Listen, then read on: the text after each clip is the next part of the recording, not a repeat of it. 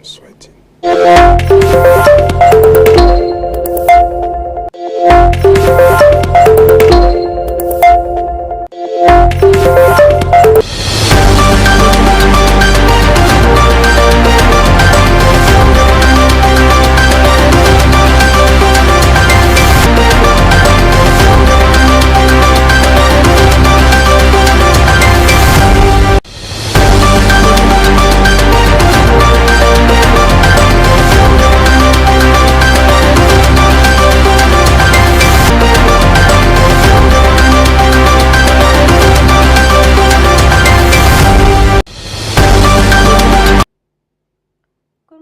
And welcome. You're on to Aspheric TV, and this is the morning newspaper briefing.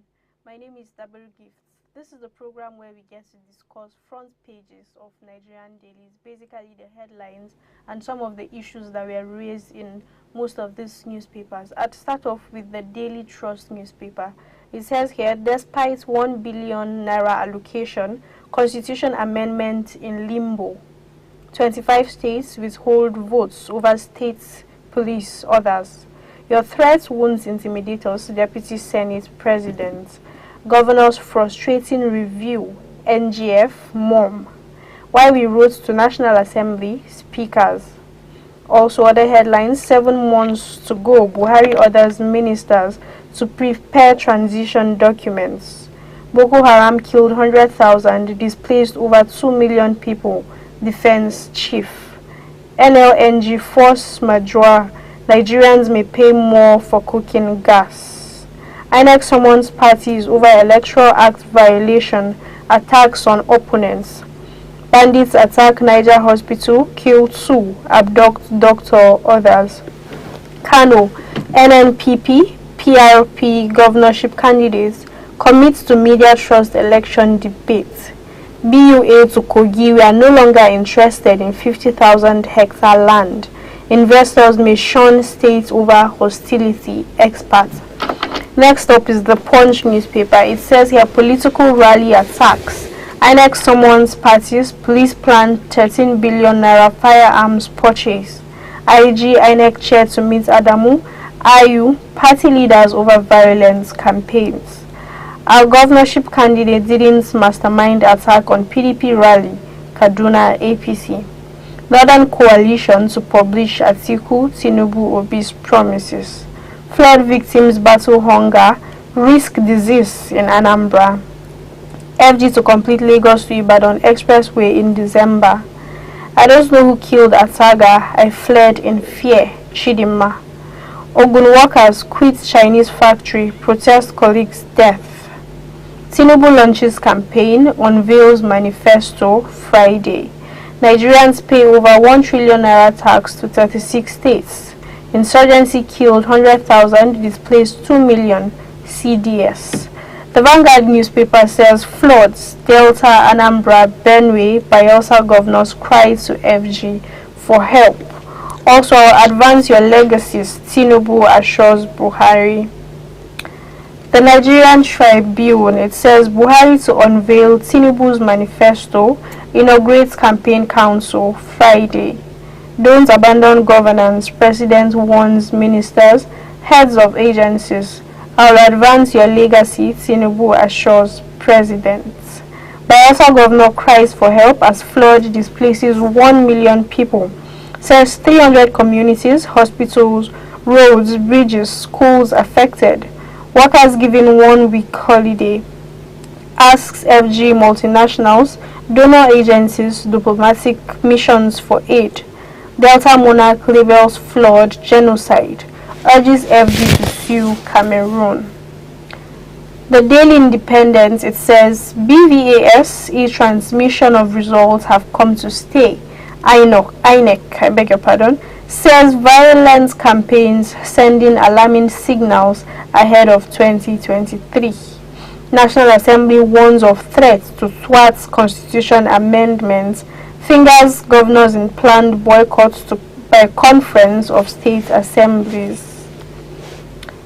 Lastly, we have the Nation newspaper. It says here, how I will boost economy, enhance security by Tinubu. APC candidate promises to sustain Buhari's legacies. Wike endorses Sanwo-Olu for second term. Dumps PDP candidates. Governors demand state police others. Constitution review stalled. Bank of America predicts Naira depreciation. Army leads exercise to rout criminals in Lagos and Ogun. Those are the newspapers we have this morning. Please stay with us. We'll be back after the break.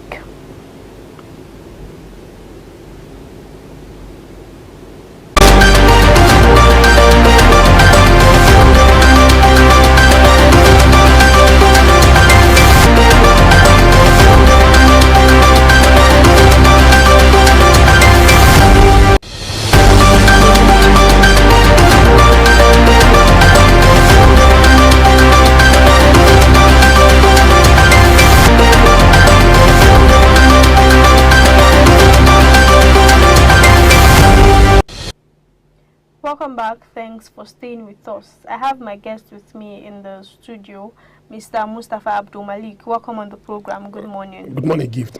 I'd like to first of all discuss the issue that I find quite interesting on the Daily Trust newspaper. At any time and decide to shut down their business without regard to the law and without recourse to the prevailing situation within the country. What if the state government is saying that, look, we don't even have any stake there? What about the Kogi people that are working in the company? This is one. So you now see Boa Group on their own part. They now give reasons for buying out of the investment in the state, of which they said the land there is only 33% viable, that the remaining part of the land is full of rock, and then they talk about the uncertainty, that is the security problem within the state. And again, if you look at it very well, everything is boils down to unfriendliness by the state government against Dangote, which has resulted to this. It's really sad, it's unfortunate that in the 21st century, a government, a legitimate government, could deploy forces of how do I put it? Forces of non-state actors into service to say, okay, assist us to do this, and that is exactly what happened there, and that is why you now see Boa Group that decided to now step out. In fact, not only stepping out, they now say, look, the government take over your land, revoke the CFO and take over it and do whatever thing you like with it. Recall that before now, the State Assembly invited Boa Group, invited Dangote to appear before it to say, look, that they must pay levies, land levies. And how do you expect an investor that has not even started operation to say, okay, you should come and pay land rent? That is the issue. It's more or less like grandstanding against a corporate body, and they have their reason for for leaving the land. And it's really unfortunate. Those are valid reasons.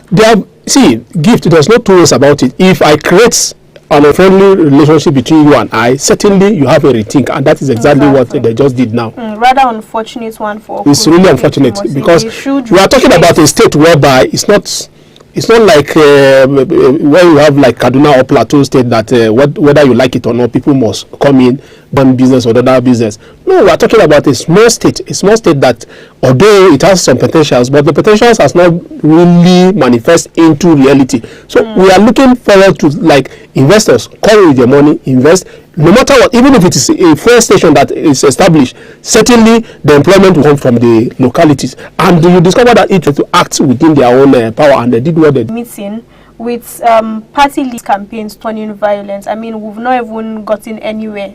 The campaigns just started less than a month ago, and things like this are already coming into play. Well, there are certain things that you can't, no matter our advancement, no matter our enlightenment, no matter how we give room, behave